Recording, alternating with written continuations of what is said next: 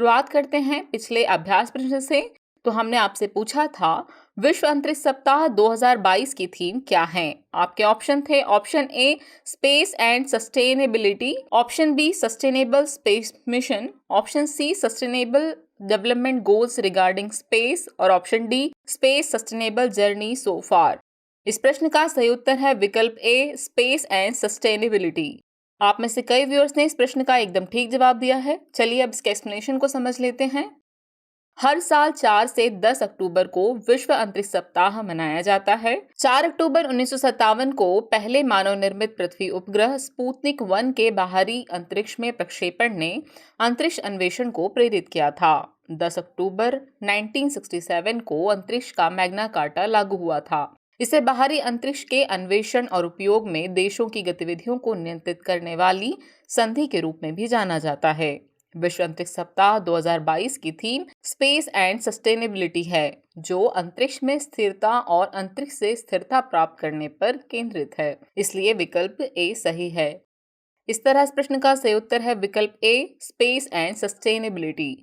चलिए अब आज के एपिसोड के पहले प्रश्न पे नजर डालते हैं। अंतर्राष्ट्रीय सौर गठबंधन यानी आईएसए के संबंध में निम्नलिखित कथनों पर विचार कीजिए। कथन 1 है, इसकी परिकल्पना भारत और यूके के संयुक्त प्रयास के रूप में की गई थी। कथन 2 है, वर्तमान में 109 देश इसके फ्रेमवर्क समझौते के हस्ताक्षर करता हैं। उपर्युक्त में से कौन सा या कौन से कथन सही हैं या फिर हैं?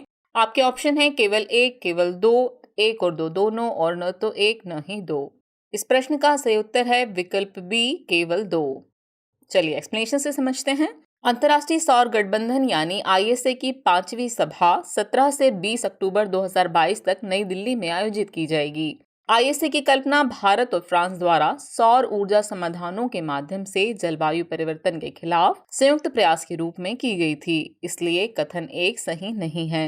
वर्ष 2015 में पेरिस में आयोजित जलवायु परिवर्तन पर संयुक्त राष्ट्र फ्रेमवर्क कन्वेंशन के 21वें सम्मेलन के मौके पर इसकी अवधारणा प्रस्तुत की गई थी। वर्तमान में 109 देश आईएसए फ्रेमवर्क समझौते के हस्ताक्षरकर्ता हैं, इसलिए कथन 2 सही है। इसका सचिवालय हरियाणा के गुरुग्राम में स्थित है। इस प्रकार विकल्प बी सही है। इस तरह इस प्रश्न का सही उत्तर हुआ विकल्प बी केवल 2। चलिए अगला प्रश्न देखते हैं। ग्रेडेड रिस्पांस एक्शन प्लान यानी ग्रैप किससे संबंधित है? आपदा प्रबंधन, वायु प्रदूषण, मानवीय सहायता या फिर तेल रिसाव? इस प्रश्न का सही उत्तर है विकल्प बी वायु प्रदूषण। चलिए एक्सप्लेनेशन देखते हैं। हाल ही में वायु गुणवत्ता प्रबंधन आयोग यानी CAQM ने कहा है कि ग्रेडेड रिस्पांस एक्शन प्लान यानी ग्रेप के स्टेज 1 के तहत उपायों को तत्काल प्रभाव से दिल्ली NCR में लागू किया जाएगा। ग्रेप आपातकालीन उपायों का एक सेट है जो एक निश्चित सीमा तक पहुंचने के बाद हवा की गुणवत्ता में गिरावट को रोकने के लिए शुरू होता है। इसलिए विकल्प बी सही है। इसका पहला चरण तब सक्रिय होता है जब AQI यानी एयर क्वालिटी इंडेक्स खराब श्रेणी में आता है, जो कि 201 से 300 के बीच में होता है। जबकि दूसरा, तीसरा और चौथा चरण AQI की बेहद खराब श्रेणी जो कि 301 से 400 तक है, गंभीर श्रेणी जो कि 401 से 450 तक है और गंभीर प्लस श्रेणी जिसमें 450 से ऊपर की श्रेणी शामिल है तक पहुंचने से 3 दिन पहले सक्रिय हो जाएगा। इसे पहली बार जनवरी 2017 में पर्यावरण, वन एवं जलवायु परिवर्तन मंत्रालय द्वारा अधिसूचित किया गया था। यह एक योजना पर आधारित था जिसे नवंबर 2016 में केंद्रीय प्रदूषण नियंत्रण बोर्ड यानी CPCB द्वारा प्रस्तुत किया गया था। ग्रेप के पुराने संस्करण को केवल PM 2.5 और PM 10 की सांद्रता के आधार पर लागू किया गया था, जबकि इस वर्ष इसे AQI के आधार पर लागू किया जा रहा है, जो अन्य प्रदूषकों को भी ध्यान में रखता है, जैसे ओजोन, सल्फर डाइऑक्साइड और नाइट्रोजन के ऑक्साइड। इस तरह इस प्रश्न का सही उत्तर है विकल्प बी वायु प्रदूषण। चलिए अगले प्रश्न पे चलते हैं। हाल ही में चर्चित शब्द ड्रैकोनिड किससे संबंधित है? उल्का बौछार, क्वांटम कंप्यूटर, आपदा तैयारी या फिर ह्यूमनाइड रोबोट? इस प्रश्न का सही उत्तर है विकल्प ए उल्का बौछार। चलिए एक्सप्लेनेशन से समझते हैं। 8 और 9 अक्टूबर को पृथ्वी से ड्रैकोनिड उल्का बौछार को देखा जा सकेगा। इस दौरान आसमान अंतरिक्ष चट्टानों और धूल से झिलमिलाएगा, इसलिए विकल्प ए सही है। उल्का बौछार या वर्षा तब होती है जब पृथ्वी धूमकेतु द्वारा छोड़े गए चट्टानी मलबे के बादलों से गुजरती है। नासा के अनुसार ड्रैकोनेट के दौरान हमारा ग्रह धूमकेतु द्वारा छोड़ी गई लाखों छोटी और बर्फीली चट्टानों से टकराता है। इस तरह इस प्रश्न का सही उत्तर है विकल्प ए, उल्का बौछार। चलिए अगले प्रश्न की ओर रुख करते हैं। यूनिवर्सल पीरियोडिक रिव्यू मैकेनिज्म किस संगठन से संबंधित है? अंतर्राष्ट्रीय मुद्रा कोष, विश्व स्वास्थ्य संगठन, विश्व बैंक समूह या फिर संयुक्त राष्ट्र मानवाधिकार परिषद। इस प्रश्न का सही उत्तर है विकल्प डी, संयुक्त राष्ट्र मानवाधिकार परिषद।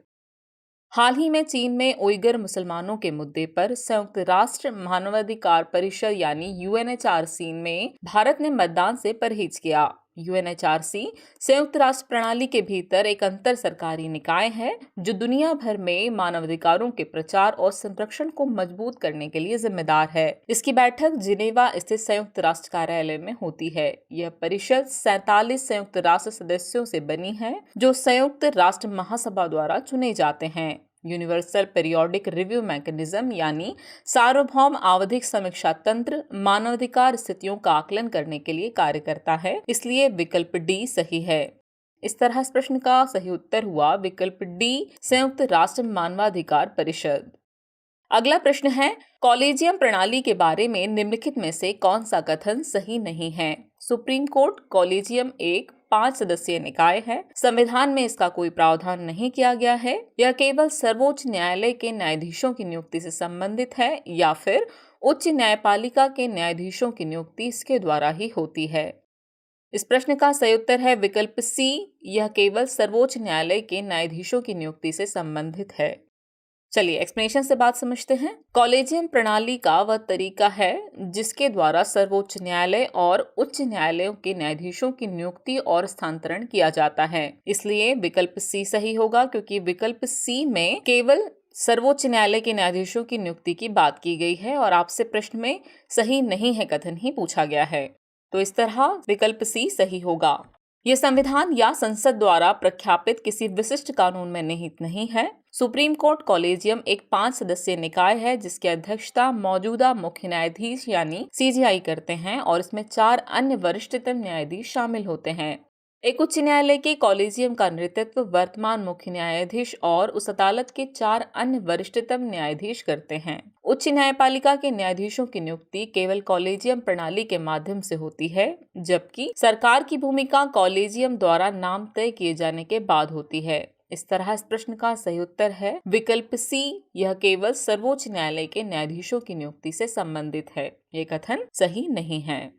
चलिए अगला प्रश्न देखते हैं। निम्नलिखित में से कौन सा कथन स्विफ्ट का सबसे अच्छा वर्णन करता है? आर्कटिक परिषद के सदस्यों के बीच व्यापार समझौता, जहाजों के लिए सुरक्षा का अंतर्राष्ट्रीय कोड, ऑनलाइन अंतर्राष्ट्रीय मनी ट्रांसफर सिस्टम या फिर एक ब्लॉकचेन पर मौजूद क्रिप्टोग्राफिक टोकन। इस प्रश्न का सही उत्तर है विकल्प सी, ऑनलाइन अंतर्राष्ट्रीय मनी ट्रांसफर सिस्टम। चलिए एक्सप्लेनेशन से बात समझते हैं। स्विफ्ट का पूरा नाम society for world wide interbank financial telecommunications है। यह एक ऑनलाइन अंतर्राष्ट्रीय मनी ट्रांसफर सिस्टम है, इसलिए विकल्प सी सही है। यह बैंकों और अन्य वित्तीय संस्थाओं द्वारा मनी ट्रांसफर के लिए उपयोग किया जाने वाला एक विशाल संदेश नेटवर्क है। इसका गठन वर्ष 1973 में 15 देशों के 239 बैंकों के साथ किया गया था। 2022 में दुनिया भर में 200 से अधिक देशों के 11,000 से अधिक संस्थान इससे जुड़े हुए हैं। इस तरह इस प्रश्न का सही उत्तर है विकल्प सी, ऑनलाइन अंतर्राष्ट्रीय मनी ट्रांसफर सिस्टम।